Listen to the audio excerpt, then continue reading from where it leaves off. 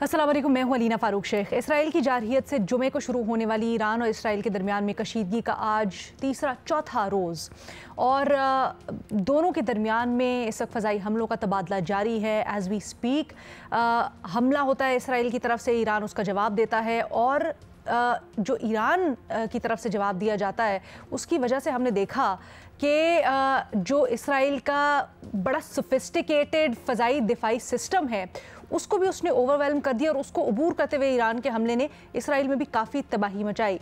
ऐसे वक्त में जहाँ पर ये मामला एस्केलेट हो रहा है, बड़ी तेज़ी से आगे बढ़ा है, वहाँ पर अमरीकी सदर डोनाल्ड ट्रंप ने बयान दिया है कि वो समझते हैं कि ईरान और इसराइल को एक अमन मुआहिदा करना चाहिए और उन्होंने ये दावा भी किया है कि इसराइल और ईरान के दरमियान में अमन मुआहिदा बड़ी जल्द हो जाएगा। फिर उन्होंने इस बात का भी इजहार किया कि ये इम्कान भी है कि अमेरिका ये डील करवा सकता है, क्योंकि जैसे Pak Bharat seize fire America ने करवाया वैसे ही ईरान और इसराइल के दरमियान में कोई मसालिहती रोल अमेरिका अदा कर सकता है।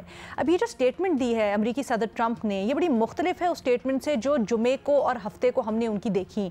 मुख्तलिफ सोशल मीडिया पोस्ट में सहाफ़ियों से गुफ्तगू करते हुए बार बार डोनाल्ड ट्रंप न सिर्फ इस बात का इतराफ़ करते रहे कि उनको पेशगी इत्तला थी इसराइल के ईरान के ऊपर हमले की, एक ऐसे वक्त में जब US और ईरान के दरमियान में नेगोशिएशंस चल रही थी डील से मुतल्लिक, बल्कि उन्होंने ये भी कहा एक अपनी बड़ी लंबी सी सोशल मीडिया के ऊपर पोस्ट में कि ईरान को अभी भी संभल जाना चाहिए और सख्त अल्फाज में कहा कि होश के नाखून ले ले क्योंकि जितना नुकसान हुआ है ज़्यादा भी हो सकता है।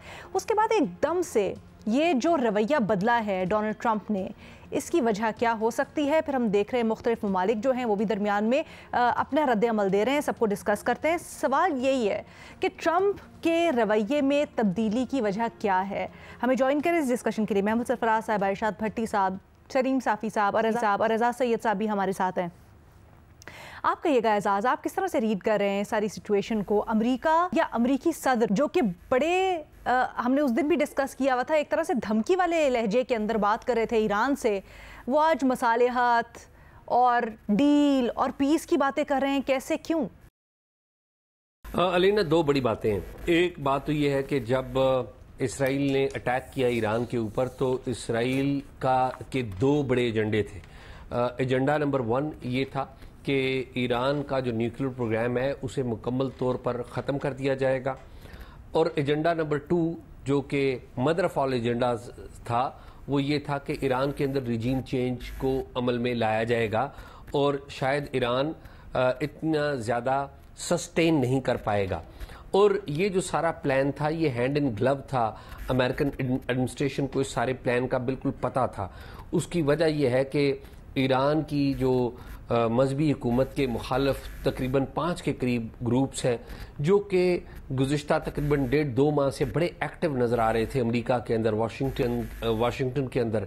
एक ग्रुप ने तो ईरान के अंदर जो एटमी तनसीबात हैं उसके बारे में एक रिपोर्ट भी लॉन्च की, और उस रिपोर्ट की ही रोशनी में, उसी रिपोर्ट में ईरान के मुख्तलिफ जो ऐसे जो प्लांट्स का भी जिक्र किया गया जो पहले शायद उस तरह से मंजरे आम पर नहीं थे, और उसी की रोशनी में 13 जून को इसराइल ने अटैक भी किया।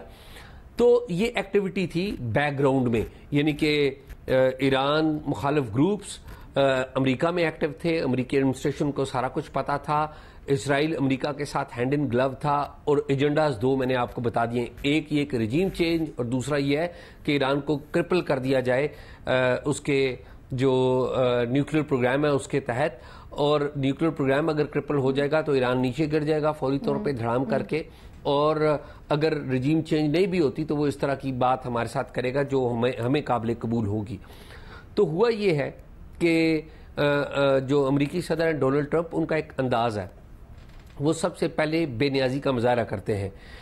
आप देखिए पाकिस्तान और हिंदुस्तान के मामलात में भी जब शुरू में हालात बिगड़े पहलगाम के बाद, तो उन्होंने कोई इतना नोटिस नहीं लिया, बल्कि खामोशी से ये इशारा था कि पाकिस्तान पे अटैक कर दिया जाए। लेकिन जब पाकिस्तान ने रिस्पॉन्स दिया तो फिर वो जंप करके आ गए कि जी हम तो सुलह करा देते हैं, सीज फायर हमने करा दिया, हम करा रहे हैं सीज फायर, और करा दिया। एग्जैक्टली यही काम हुआ कि इसराइल ने अटैक किया ईरान के ऊपर। शुरू में ڈونلڈ ٹرمپ صاحب کی جو گفتگو ہے وہ ہمارے سامنے ہے، بڑی سخت، بڑی دھمکیاں، لیکن ایران کی طرف سے جو رسپانس آیا، اور یاد کر لیجئے کہ جب میں آخری دفعہ بھی آپ کے ساتھ بیٹھا تھا تو میں نے آپ کو بتایا تھا کہ دیکھیے ایران کی اکانومی بیٹھ چکی ہے، ایران کے پاس جدید سفسٹیکیٹڈ ہتھیار نہیں ہے، لیکن ایرانیوں میں ایک بات ہے کہ وہ رسپانس ضرور کرتے ہیں۔ ہم نے جنرل قاسم سلیمانی سے لے کر اکتوبر 2024 میں دیکھ لیں جب اسرائیل نے اٹیک کیا تھا، اور ابھی ایک پوری ٹریل ہے کہ جس میں جو ایرانی ہیں وہ اٹیک کرتے ہیں، اور چاہے ان کا اپنا نقصان کیوں نہ ہو جائے۔ اس کیس میں بھی ہوا یہ کہ ایران کا بہت بڑا نقصان ہوا ہے، اس میں کوئی ڈاؤٹ ہی نہیں ہے۔ ٹاپ ملٹری لیڈرشپ ماری گئی، کی جو سائنٹسٹ ہیں وہ مارے گئے، کی انسٹالیشنز کے اوپر اٹیک ہوا۔ اب جو اسرائیل ہے اس نے ایک پورا اٹیک لانچ کیا ہے گزشتہ رات بھی تہران کے اندر، اور مختلف اہم تنصیبات جو بالخصوص ان کی فائنینس کو، ان کی انرجی کو کے لیے بڑی اہم ہے، ان کے جو تیل کے جو کنویں ہیں، ان سب جو ریفائنریز ہیں، ان سب کو اٹیک کیا گیا ہے۔ لیکن اس کے باوجود ایران نے جواب دیا ہے، اور ایران کا جو جواب ہے بہت زیادہ مؤثر نہ بھی ہو، لیکن ان ممالک کے لیے یا ان لوگوں کے لیے جو کبھی یہ امیجن بھی نہیں کر سکتے کہ اس طرح کی گولہ باری ان کے شہروں میں، حیفا میں، تل اویو میں اور باقی جگہوں پر ہوگی، یہ ہوئی ہے۔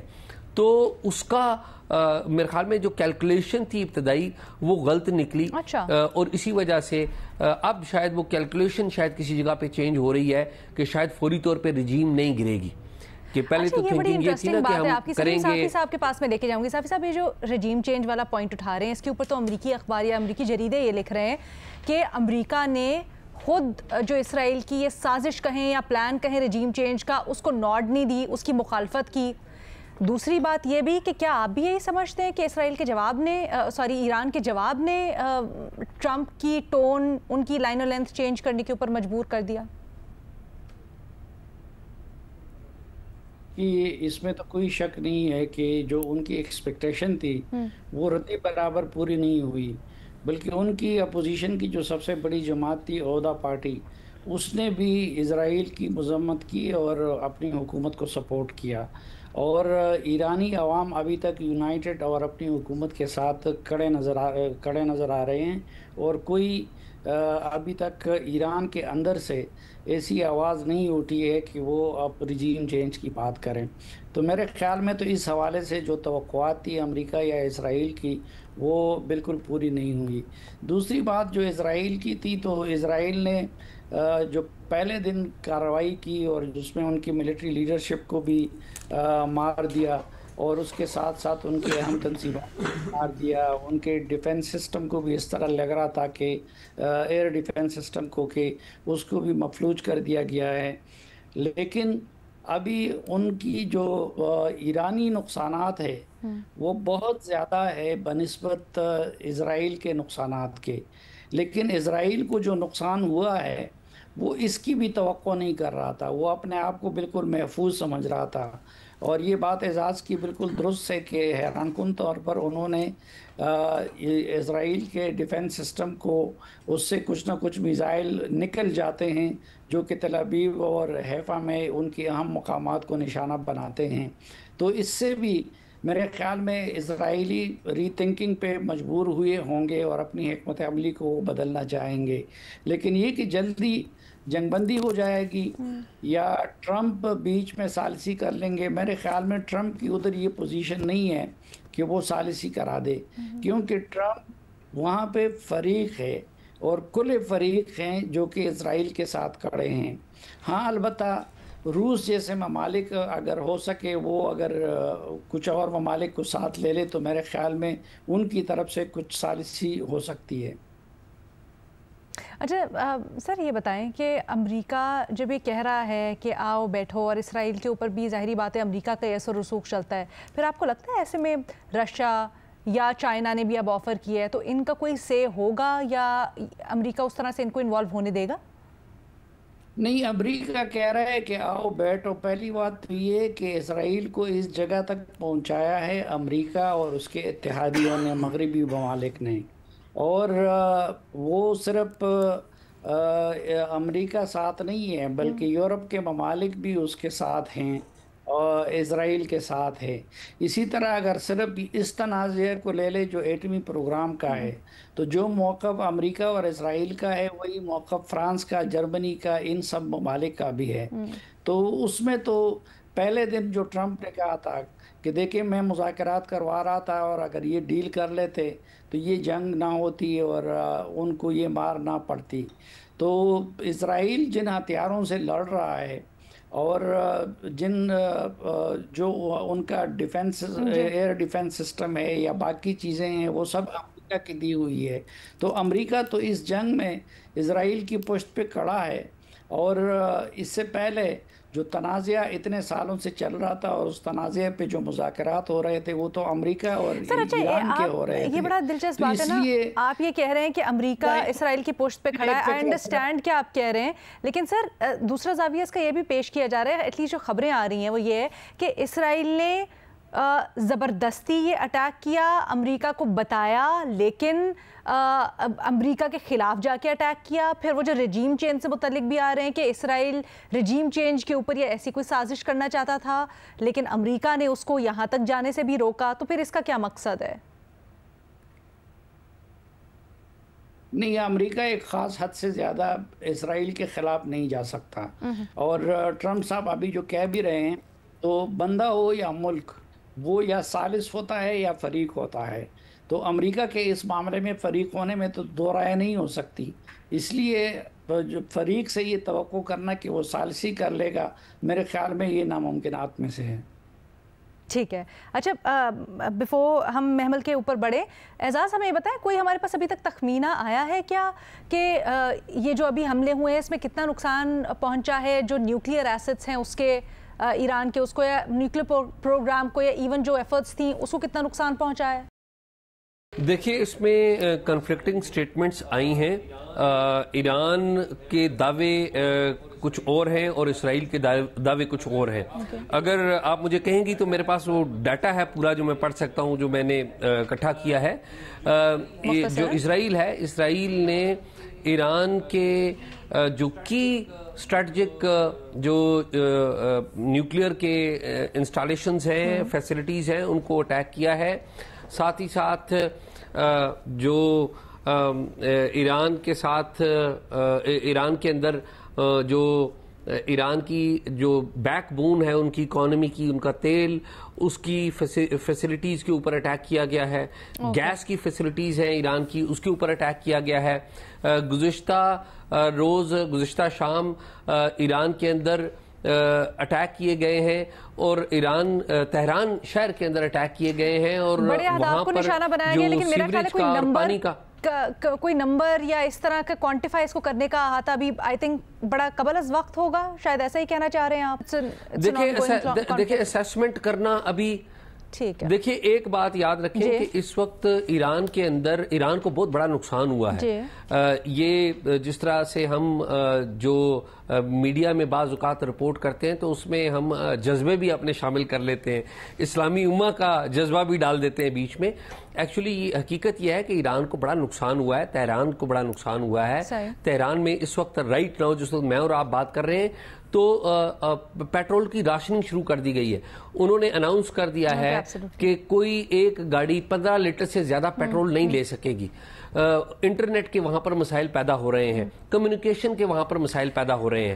تو ایران کے اندر بڑا نقصان ہوا ہے. There is no second opinion. تو کیا جب ہم پہلے دن محمل اندازے لگا رہے تھے کہ مقصد کیا ہو سکتا ہے ایران کو اس طرح نقصان پہنچانے سے، اسرائیل کو یا پھر امریکہ کو، تو کیا یہی مقصود تھا؟ پھر اب ہم ڈیسائیڈ کر سکتے ہیں، نتیجہ اخذ کر سکتے ہیں جو دوسرے لیول پہ لوگ جا رہے تھے کہ رجیم چینج کرنا، پورے نظام کی تبدیلی، اتنا پیچھے دھکیل دینا ایران کو، شاید یہ مقصود نہیں تھا؟ کیا اب ہم یہ کہہ سکتے ہیں سیفلی؟ ابھی بھی نہیں. دیکھیے رینا، پہلی چیز تو یہ ہے کہ جو یہ اٹیک کیا گیا یہ تو ایک اسرائیل جو ہے وہ خطے کے اندر، جو مڈل ایسٹرن خطہ ہے اس کے اندر اپنی ہیجمنی وہ بنانا چاہتا ہے.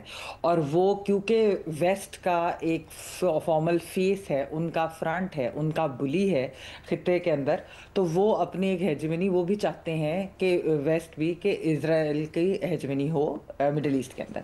لیکن इसके ऊपर अब मेरे ख्याल में कि जो हम बात यहाँ पर कर रहे थे कि जिस तरह हमने पहले भी ये बात की कि वैसे तो हमने देखा है कि ये मुस्लिम वर्ल्ड के अंदर बड़े डिविजन्स हैं और ख़ास तौर पे अलॉन्ग सेक्टेरियन लाइंस और अलॉन्ग वेस्टेड इंटरेस्ट जो है वो हैं, लेकिन इस वक्त जो है वो जब आप मिडल ईस्ट ऑब्जर्वर से बात करें, आप अगर उनकी बात उनके एनालिसिस सुने तो वो ये कह रहे हैं कि बहुत सारी जो गल्फ़ कंट्रीज़ हैं और अरब कंट्रीज़ हैं वो इस वक्त अमेरिका के साथ ये बात करें कि ये जिस तरीके से इजराइल आगे बढ़ रहा है और जिस तरीके से उसने एक अनप्रोवोक्ड अटैक किया ईरान के ऊपर और उससे पहले गज़ा के अंदर जो जेनोसाइड जो कमिट कर रहा है, तो इससे ऐसा नज़र आ रहा है कि उसके ऊपर कोई इंटरनेशनल लॉ जैसे अप्लाई भी नहीं करता और उसको कोई परवाह भी नहीं है।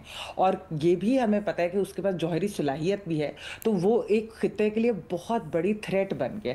तो इस वजह से भी जो आप कह रही थी टोन चेंज की बात हो रही है और ये सारा कुछ, देखिए इसके अंदर कई वजूहात है और उसमें एक वजह ये भी है कि जो गल्फ़ कंट्रीज़ हैं और कुछ ममालिक वो बैक डोर पे बात कर रहे हैं अमेरिका को अब तक की इतलात के मुताबिक कि ये ऐसा नहीं चल सकता। दूसरी तरह ये बात बिल्कुल इसमें कोई शक नहीं है कि ईरान को जो है वो बहुत बेतहाशा नुकसान हुआ और वो क्यों ना होता। आप देखें ना कि उनके ऊपर कब से सैंक्शंस थे इंटरनेशनल, जिसकी वजह से जाहिर होता है उनके पास तो कोई अमरीकी या वेस्टर्न सपोर्ट भी नहीं थी, कोई उनके पास फंड्स भी नहीं थे, कोई उनको वेपन्स भी नहीं सप्लाई कर रहा था जिस तरह अमेरिका ने इसराइल को किया है।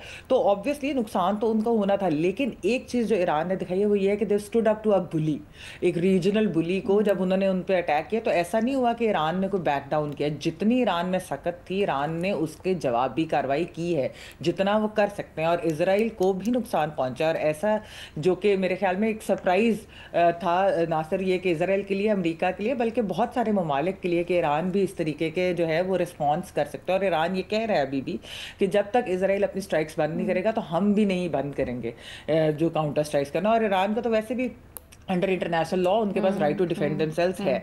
अच्छा, एक और चीज़ अलीना मैं आपको बताती चलूँ कि जो बहुत सारे जो ट्रंप के अपने आप कह लें कि उनकी पार्टी के लोग हैं, बहुत सारे जो वो जो मैगा उनके सपोर्टर यानी कि मेक अमेरिका ग्रेट अगेन वाले जो लोग हैं उनके सपोर्टर्स भी उनके पॉलिटिशियंस भी वो अब ये बात कर रहे हैं क्योंकि एक तो आपको मालूम है कि ट्रंप की जो पॉलिसीज़ हैं वो एंटी वॉर है, यानी कि वो नहीं चाहते कि अमेरिका जो है वो किसी जंग के अंदर आए क्योंकि वो इकॉनमी और वो सारी जो इस तरह की जो बात करते हैं वो चाहते हैं कि बिजनेसेस भी थ्राइव करें, अमेरिका की इकोनॉमी भी थ्राइव करे। तो वो भी बढ़ चढ़कर अब बोल रहे हैं कि अमेरिका को किसी भी जंग के अंदर हिस्सा नहीं बनना चाहिए और हम ये क्यों करें। तो ये भी एक प्रेशर ट्रंप के ऊपर अपनी वोटर बेस सपोर्ट बेस से भी है, अपने उनके जो सियासतदान हैं उनके अपने जो एलाइज हैं उनकी तरफ से भी एक ये प्रेशर है। और ये चीज़ भी शायद एक वाज़े नज़र आ रही है कि जो एक अरब कंट्रीज़ भी शायद हैं और जो बाकी भी दुनिया के अंदर वेस्टर्न ममालिक की मैं बात नहीं करी, लेकिन ईरान के अटैक के ऊपर जो है एक यूनिटी दिखाई गई है अक्रॉस डिविजन इस तरीके से। और इवन जिस तरह अभी साफ़ी साहब भी बात कर रहे थे कि ईरान के अंदर जो अपोजिशन है वो भी इस वक्त साथ खड़ी हुई। जाहिर बात है एक हमला इसराइल ने किया और आपको पता है कि इसराइल की तो कोई उस तरीके से सपोर्ट तो दुनिया को भी उनकी असलियत भी नज़र आ गई है कि जिस तरीके से पिछले 1.5 साल से वो एक जेनोसाइड भी कमिट कर रहे हैं और जिस तरह का एग्रेशन कर रहे हैं। देखिए 92 से हम तो सुन रहे हैं कि ईरान न्यूक्लियर मुल्क बन गए, ना बनने वाला है, बस अभी बनने वाला है, अभी बनने वाला है, 30 साल से तो ऊपर हो गए इस बात को। लेकिन ये कि इनको ईरान बनने वाला है नहीं बनने वाला, जब डील हो रही थी एक आके तमीज से वो कंप्लाई भी कर रहे हैं हर चीज के ऊपर, टेबल के ऊपर बैठे हैं, तो उस दौरान इस तरह की जारहियत की जवाब ही नहीं बनता फिर। अच्छा, लेकिन मेहमान मुझे ये बताएं, ये जो हम देख रहे हैं कि अब आर्टिकल्स बहुत ज़्यादा आ रहे हैं कि अमेरिका ऐसा नहीं चाहता था या फिर इसराइल को अमेरिका ने मना किया कि आप इस तरह अमेरिका ने इसराइल को मना किया कि नहीं रिजीम चेंज तक ना जाएं। ये क्या डैमेज कंट्रोल है या वाकई में शुरू से जो ट्रंप आप कह रही हैं कि एंटी वॉर उनका माइंडसेट है ये वो था और वाकई में वो कहीं ना कहीं इसराइल को कंट्रोल करने की कोशिश करते और इसराइल मान नहीं रहा था? देखिए लीना, मेरा जो अपना ख्याल है और जो हम लोगों ने अभी तक जितनी इतलात हैं और जिस तरह हमने जो एक्सपर्ट्स को सुना भी है वो तो यही है कि अमेरिका की शह के बगैर और अमेरिका के ग्रीन सिग्नल के बगैर इसराइल ये नहीं कर सकता। तो क्योंकि देखें ये टॉक्स तो अमेरिका और ईरान के दरमियान होनी थी ना और संडे को होनी थी और just days before that Israel ने नजर में on the face of it ये सब कुछ बैकफायर जब किया है तो उसके बाद ये अब डैमेज कंट्रोल हो रहा है। इरशाद भट्टी साहब, डैमेज कंट्रोल भी और दूसरा ये कि प्रेशर थोड़ा सा क्विड प्रो को कर लेंगे जी, अच्छा थोड़ा सा प्रेशर डाले, ब्लैकमेल भी साथ करें और ये चीज़। लेकिन मेरे ख्याल में जो ईरानियन रिस्पांस आया और फिर जो थोड़ा सा कंट्रीज का भी रिस्पांस, अरब कंट्रीज का, गल्फ का, खास तौर पे जो बैक चैनल पे आया, तो उससे सारा कुछ ठीक है। भट्टी साहब, आपकी क्या राय है, ये जो इसराइल ने महाज खोला इससे फ़ायदा हुआ उनको या नुकसान हुआ अभी तक की जो सूरत हाल बन रही है? और फिर ऑब्वियसली ट्रंप के रवैये में तब्दीली क्यों देख रहे हैं आप? میڈم شیخ 3 باتیں ہیں اور یہ 3 باتیں ذہن میں رکھیں گے تو مجھے ایسا لگتا ہے کہ ہم آگے کی پکچر ہمارے سامنے آئے گی. پہلی بات کہ دہشت گرد اسرائیل کی جارحیت جاری ہے. گرینڈ ایجنڈے پر کام جو ہو رہا ہے وہ تیزی سے جاری ہے. گرینڈ اسرائیلی ایجنڈا، گرینڈ امریکی ایجنڈا، اسرائیل کی راہ کا آخری کانٹا ایران کے جوہری پروگرام کا خاتمہ، ایران کی فوجی طاقت اتنی کمزور کر دینا کہ وہ کسی جوگی نہ رہے، اور ایران کی اسلام پسند حکومت کا خاتمہ. اب بلا شبہ ایران کو خطرہ تو دشمنوں سے ہے، لیکن بڑا خطرہ اپنے اندر چھپے غداروں سے ہے، اور ابھی تک ایران کا سب سے بڑا نقصان جو ہوا ہے وہ اپنے غداروں نے پہنچایا ہے. اب پلان اے جاری ہے میڈم شیخ. پلان بی میں وہ تب ہوگا جب اس میں امریکہ شامل ہوگا خود، کہ اور ہوگا کہ دیکھیں اب تو امن کے لیے ہمیں بھی شامل ہونا پڑ رہا ہے، اب تو کوئی چارہ ہی نہیں رہ گیا. پلان سی میں رضا شاہ پہلوی کے بیٹے سمیت باہر بیٹھے جو ایران کی حکومت کے دعوے دار ہیں وہ ایکٹیو ہوں گے، اور ایران کے اندر جو لوگ ہوں گے جو تیار بیٹھے ہیں کسی مناسب وقت کے لیے وہ سڑکوں پر آئیں گے. اور میڈم شیخ دوسری بات، ٹرمپ صاحب کو سب کچھ معلوم تھا کہ اسرائیل کیا کرنے جا رہا ہے. ٹرمپ صاحب کو سب کچھ معلوم ہے کہ اسرائیل کیا کرے گا. ٹرمپ صاحب کو سب معلوم ہے کہ اب آگے کیا ہونا ہے. یہ ناممکن ہے اور یہ نہ ماننے والی بات ہے کہ اسرائیل نے جو کچھ کیا یا جو کچھ کرے گا اس کا ٹرمپ صاحب کو علم نہیں تھا یا ٹرمپ صاحب کے علم میں نہیں تھا. اب میڈم شیخ یہاں ایک سوال اور بھی پیدا ہوتا ہے کہ جوہری معاہدے کی اب کیا حیثیت رہ گئی ہے. آپ نے ایران کی 150 جگہوں پر بمباری کر دی، اور ایران کی فوجی قیادت شہید کر دی، ایران کی جوہری قیادت شہید کر دی، ایران کے فوجی مراکز اور ایران کی جوہری تنصیبات پر 12 مرتبہ ایک وسیع پیمانے پر 150 جگہوں سے زیادہ جگہوں پر بمباری کر دی. اب آخری بات میڈم شیخ یہ ہے کہ ٹرمپ صاحب کا جو رویہ ہے وہ کیا ہے نا کہ آپ ایک طرف مار رہے ہیں اور دوسری طرف امن کی ثالثی کی باتیں للکارتے بھی ہو، مارتے بھی ہو، امن کی بات کر کے پیار سے پکارتے بھی ہو. ٹرمپ صاحب کا یہی طرز عمل رہا ہے جب پچھلی صدارت میں بھی اور اب بھی.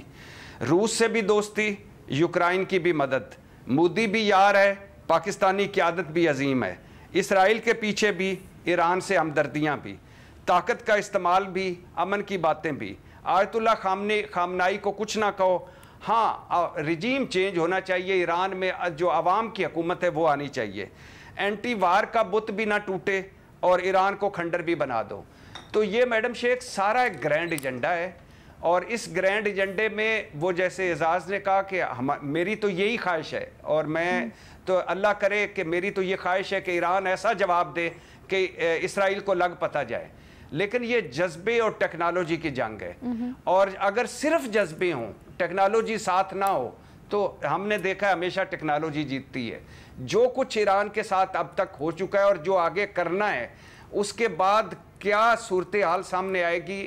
آپ کو یاد ہوگا جب حماس والوں نے ایک حملہ کیا تھا اسرائیل پر، تو کیا جذبے تھے پورے مسلم امہ میں کہ کمانڈو اتر گئے، تو بم وہاں گرا، تو راکٹ وہاں گرا. تو اس کے بعد کیا ہوا؟ اس کے بعد پچھلے 1.5 سال میں کھنڈر بنا دیا انہوں نے اسرائیل نے. بہت سی کنسپیریسی تھیریز بھی ہیں کہ حماس کے حملے کی اس وقت وجہ کیا تھی، ضرورت کیا تھی، اس کے پیچھے محرکات کیا تھے. بٹ یہ جو آپ نے بات کی ہے نا ٹیکنالوجی والی اور جذبے والی، کیا یہ ذہن میں سوال ہے، لیکن کیا کبھی کبھار اسٹریٹجی جو ہوتی ہے وہ جذبے کے اوپر بھاری آ جاتی ہے؟ جیسے ابھی ہم نے ایران کے لیے دیکھا، بڑی سوفسٹیکیٹڈ فضائی دفاعی میکنزم ہے اسرائیل کا، لیکن اس کو اسٹریٹجی سے کس طرح سے اوور ویلم کیا، وہ بڑی حیرت کی بات ہے. ساری دنیا حیران ہے کہ ان کا 5 لیئر دفاعی نظام ہے، بٹ پھر بھی اس میں سے اتنی بڑی تباہی ہوئی ہے، وہ بھی اس طرح سینکشنز والے ملک کی طرف سے. تو اٹس امیزنگ. چھوٹی سی بریک کے بعد واپس آتے ہیں. Welcome back. سلیم صافی صاحب، جو بھٹی صاحب نے ابھی پوائنٹ اٹھایا، یہ ہمیں تھوڑا سا سمجھائیے گا. سر ہم 3 دن سے اس چیز کے اوپر غور بھی کر رہے ہیں کہ جو ایران کی انٹرنل پالیٹکس ہے، سوال بہرحال اٹھتا ہے کہ وہاں پر अंदर सिस्टम में इतनी ज़्यादा जासूस साजिशी ये क्यों थे? क्या ये कितनी फ़िक्र की बात है ईरान के लिए, और इसका आप नतीजा क्या देखते हैं? देखिए, वो जासूस भी एक जासूस को तो आज उन्होंने फांसी भी दे दी, लेकिन उससे मुतालिक भी मुख्तलिफ ख़बरें हैं। इस तरह के हालात में फ़ेक न्यूज़ भी बहुत ज़्यादा सामने आती है और हमें उनको मद्देनज़र रखना चाहिए।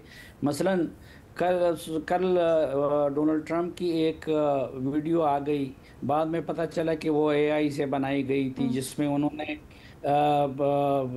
ख्वाजा आसिफ का भी जिक्र किया था और बाकी जिक्र भी किया था। इसी तरह आज ईरानी जनरल की तरफ से एक फेक बयान बनाया गया था और उसको फैलाया गया कि पाकिस्तान ने ये कहा है कि अगर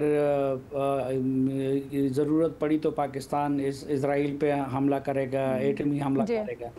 तो फेक न्यूज़ भी बहुत होती है। ये जासूस जो है ये वो नहीं है जो रिजीम चेंज करने वाले हैं, बल्कि वहाँ पे जो उनके नाम नहाद दोस्त मुल्कों के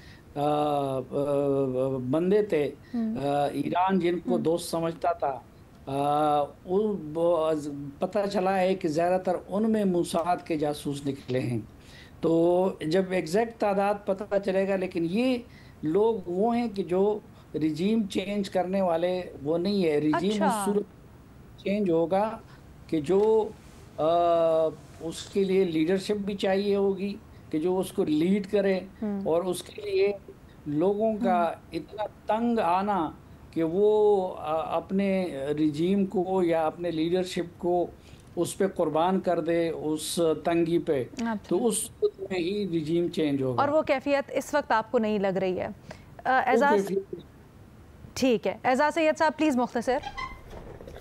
एक बात जो भट्टी साहब ने कही, इसमें कोई शक नहीं है, जो बात उन्होंने कही मैं उनसे एग्री करता हूँ कि बिल्कुल टेक्नोलॉजी जीत जाती है और जज्बे हार जाते हैं, क्योंकि टेक्नोलॉजी के पीछे एक वक्त होता है, दिमाग होता है। टेक्नोलॉजी इन इट सेल्फ भी एक स्ट्रेटजी है अगर देखा जाए, लेकिन एट द सेम टाइम आप ये भी देख लीजिए कि ये जो रिस्पांस है ईरान का, उसमें दो बड़ी बुनियादी फ़र्क है इजराइल में और ईरान में। Iran through out state of war में रहा है।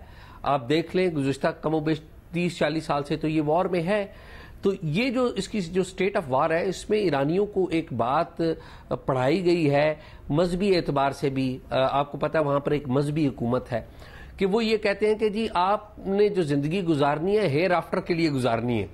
जबकि इजराइल में जो पैनिक जो हुई है, पॉलिटिकल पैनिक, उसकी वजह यह है कि इजराइल अब उनको पता है, जो ज्यूज हैं उनको पता है कि एक तो दुनिया में उनकी तादाद कम है, दूसरी वो ये कहते हैं कि हमारी एक तो तादाद कम है, अगर हमें इस तरह अटैक होते रहे या हमें नुकसान पहुंचता रहा तो ये हमारी तादाद जो कम है उसके ऊपर नुकसान होगा हमें, और फिर वो लाइफ जो दुनिया की लाइफ है उसके ऊपर बड़ी अहमियत देते हैं। तो ये बुनियादी एक फर्क है। तो ईरानी जो रिस्पांस कर रहे हैं ना, वो रिस्पांस कर रहे हैं कि हम मर भी जाएं तो कोई फर्क नहीं पड़ता। ओके, अच्छा एक चीज़ हम इसमें मेरा ख्याल है ज़्यादा उस तरह बात नहीं कर सके कि ट्रंप की तब्दीली की वजह जो रवैये की है, उसमें हम सुन रहे हैं कि अब इंटरनली भी बड़ा प्रेशर आ रहा है ट्रंप के ऊपर, खासकर जो रिपब्लिकन्स हैं, अब वो खुलकर मुख्तलिफ TV शोज़ के ऊपर अपने बयान देने हों या वैसे गवर्नमेंट के ऊपर तनकीद करनी हो, वो बड़ा खुलकर कर रहे हैं। अब आने वाले दिनों में देखते हैं इसके ऊपर मजीद क्या अपडेट होती है। भी हमारे तज्जिया तबसरे जारी रहेंगे। अभी छोटी सी एक ब्रेक लेंगे, इस कॉन्फ्लिक्ट के भी मजीद पहलुओं को डिस्कस करेंगे, फिर जो आप लोगों ने सवाल भेजे हैं और मजीद भी after break. Welcome back. Iran और इसराइल कशीदगी से मुतालिक साफ़ी साहब से सवाल ये हो रहा है कि अमरीकी सेनेटर मार्को रूबियो पर इल्ज़ाम लगाया गया है कि उन्होंने जौहरी मुज़ाकरात के दौरान हासिल करदा हसास अमरीकी इंटेलिजेंस को इसराइल के साथ शेयर किया। साफ़ी साहब, क्या ऐसा मुमकिन है? क्या आपके पास इससे मुतालिक कोई इत्तलात है या आपका अंदाज़ा क्या है?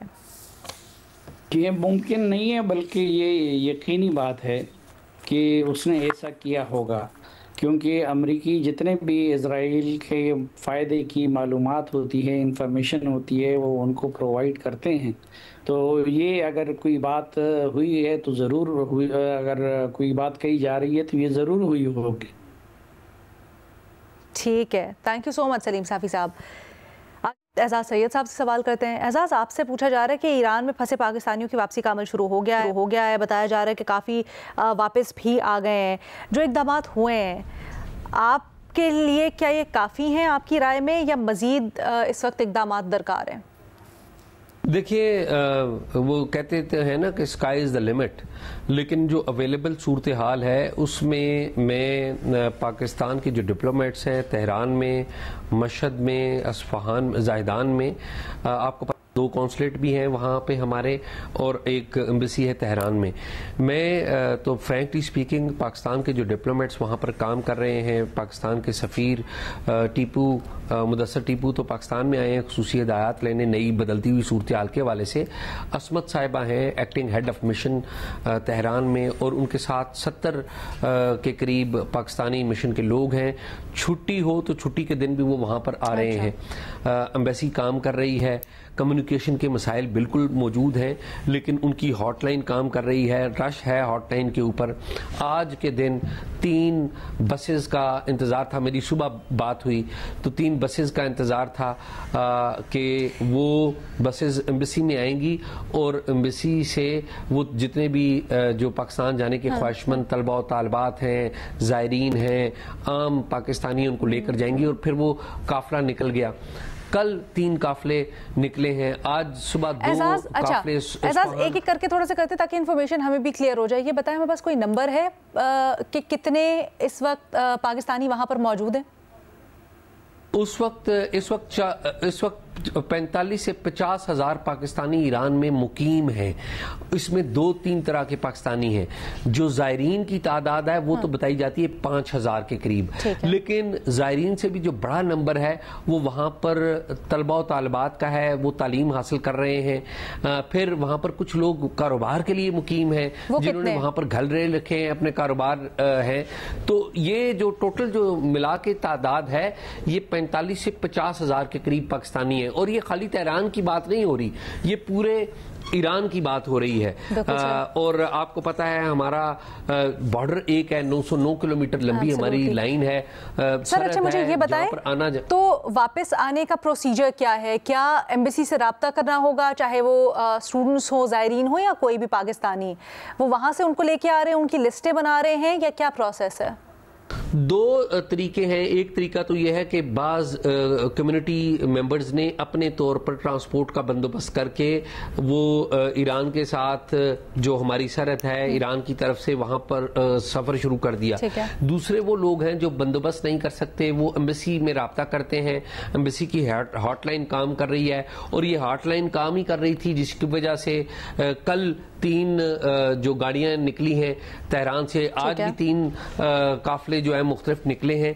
तो लोग वहां पर आ रहे हैं। देखिए, हम तनकीद बड़ी आसानी से करते हैं, लेकिन हम ये सोचते नहीं है कि तेहरान शहर और इसी तरह ईरान के बाकी शहर जहां पर पाकिस्तानी डिप्लोमेट्स काम कर रहे हैं वहां पर बम गिर रहे हैं, और बम गिर रहे हैं और हमारे डिप्लोमेट्स उस वहां पर। सर, इस रास्ते से मुताल्लिक भी हमें थोड़ा सा बताइएगा, क्या ये बड़ा दुश्वार गुजार रास्ता है यहाँ से पाकिस्तान लेके आना?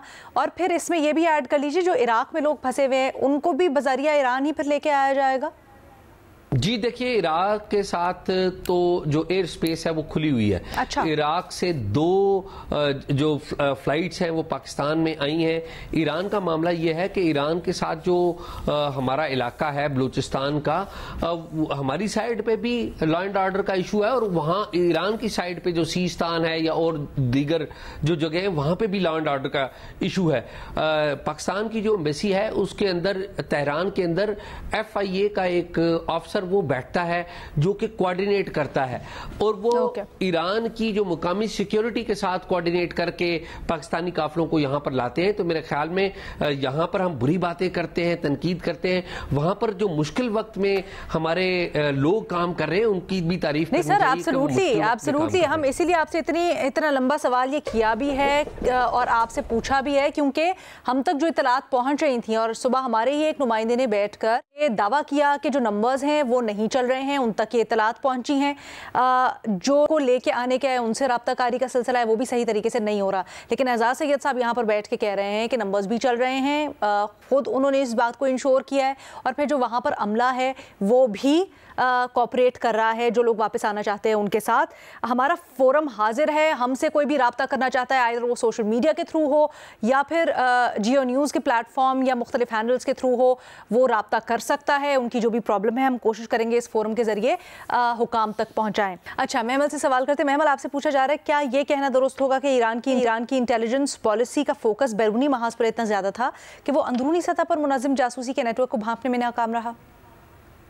دیکھیں علینا, اس کے اندر ہے کہ ایک تو یہ لیسن ہے کہ جس طرح جو ممالک پراکسی وارز یا اس طرح جو سپورٹ کرتے ہیں ان کو اس کا بھی جو ہے بھاری قیمت بھی ادا کرنی پڑتی ہے. آپ دیکھیں کہ ابھی پروگرام میں اس کے اوپر بات ہو رہی تھی کہ کس طریقے سے کچھ جو لوگ وہاں پہ اسپائز پکڑے گئے ہیں جو موساد کے لیے کام کر رہے تھے وہ دوسری نیشنلٹیز کے, یعنی کہ وہ ایرانین نہیں ہیں. لیکن اس کے علاوہ علینا ساتھ ساتھ ہمیں یہ بھی بات ماننی پڑے گی کہ دیکھیں اسرائیل کے پاس جس قسم کا پیسہ اور انفلوئنس ہے تو ان کے لیے انفلٹریٹ کرنا بھی آسان ہوتا ہے. ایسا نہیں ہے کہ ظاہری بات ہے ایکسپلائٹ جو ہے وہ کرتے ہیں پھر دشمن ممالک آپ کی انٹرنل ویکنسز کو اور ان چیزوں کو.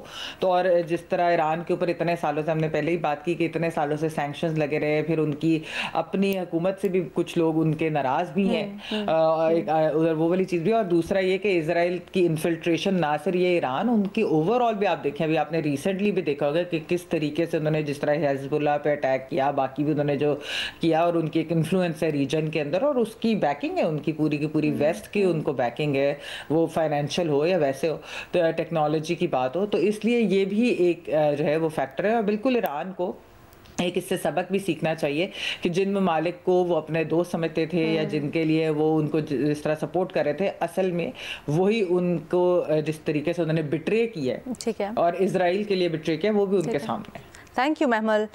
بھٹی صاحب سے سوال ہو رہا ہے پاکستان کی انٹرنل پولیٹکس سے متعلق. آپ کو پتہ ہے بجٹ سیزن ہے اور ابھی بجٹ اپروو ہونا ہے, تو اس کے اوپر تحریک انصاف نے پیپلز پارٹی سے رابطہ کیا ہے اور وہ کہہ رہے ہیں کہ جی ووٹنگ کے بوائیکاٹ پر ہمارا ساتھ دیں.